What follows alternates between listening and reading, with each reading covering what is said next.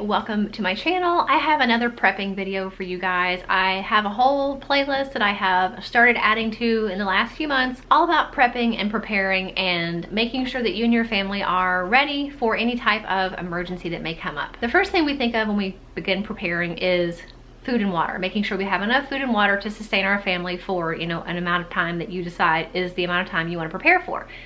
But if you really want a long-term sustainable food source for you and your family, the best thing that you can do is actually grow your own food, or at least some of it. So like I mentioned, we are still in the fairly early stages of learning about prepping and making a stockpile, and I've got a couple videos already about our stockpile and how it started and kind of how it's going and how I've organized it, especially in our house. We don't have a lot of extra room for any type of overstock food storage. I've had to be a little creative with where we're putting things.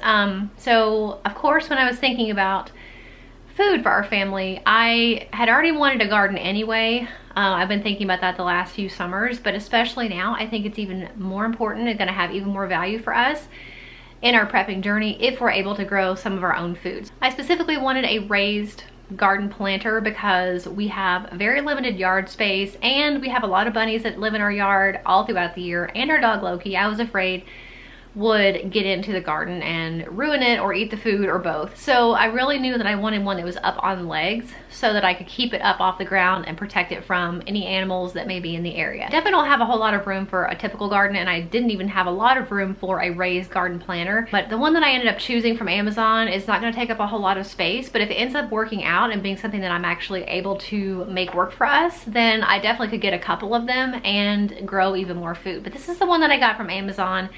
I looked at a couple different ones, but this was a great price point, and I have purchased other things from this company before. In particular, our oldest daughter's bird, his bird cage came from this company. So I know they usually have really high quality products. This is the one that I ended up choosing because I have a little bit of experience with the company and it was a really great price. So this one's about 47 by 23, so definitely not huge, but enough space that I can grow at least a couple different types of produce and kind of figure out, is it gonna work for me? Am I gonna be able to make this actually work out and grow something? So I think it's a perfect size. They did have other options. They had one, like some of the ones that just go on the ground. It has just like the wood border. They had some that were like a multi-level type situation, but like I said, for the previous reasons, I really felt like that the raised one on the legs was the best option for us. But they do have other ones to pick from if maybe you have a little bit more space or you're wanting something a little bit different for your gardening needs. Then I think you should check them out because they do have quite a few options. The one I ended up getting was less than $100, quite a bit less actually. And I don't think you could even make one for any cheaper than that, especially with the cost of lumber. Plus, getting my husband to actually make one is probably not very likely. So I just went ahead and got it. I think it's nice that it already came with all the wood and all of the hardware and everything I need.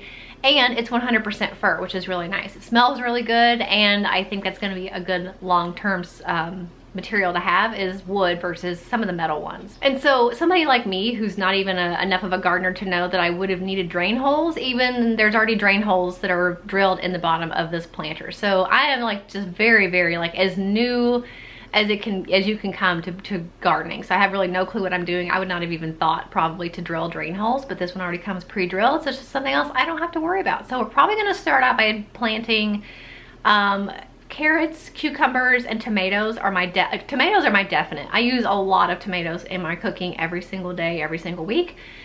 We all really enjoy cucumbers, although I did find out recently I'm allergic to them. I don't think they don't normally bother me. So, and the girls like cucumbers, our guinea pig likes cucumbers, so probably cucumbers will be a good one to start with as well. Where I live in Kentucky right now, it is too cold to plant anything, but that's kind of the plan looking forward into the spring. I just think really overall, it's a really neat concept. I think more and more people are starting to realize that even if you don't have a whole lot of room, you can grow a lot, if not all of your own food. Even if you don't have a big yard, even if you don't have a whole lot of green space, even on balconies, you can use planters. You can use raised planters like the one that I got. You can use vertical gardens. You can do all these different types of things in small areas and still grow some of your own food, which I think is really nice. So are we gonna be able to live off tomatoes and cucumbers and carrots forever? No, definitely not. But I think it's a nice way to supplement your food source for your family. And obviously if you have enough room and you have a green enough thumb, you definitely could probably grow all the food you would need for your family. maybe not what you eat in a normal situation, but if you have an emergency situation where the grocery stores are closed, or you have a job loss, or any other type of issue that might come up, you could probably grow enough of your own food to live off of for a decent amount of time. So with that thought in mind, that's really why I went ahead and got this planner now. Like I said, it was on my bucket list or my goals for the year for the last 2 years. I just never bit the bullet and did it because I thought, well, I'm not going to be able to make it work, and I didn't know what to really do because, like I said, I didn't want to put it out in the yard. But I think this raised planner is a great option for anybody, but especially people like me who really want to start small and kind of feel out the situation and how I'm going to be able to actually grow things. And I'm sure I'm going to make a lot of mistakes along the way, but that's okay.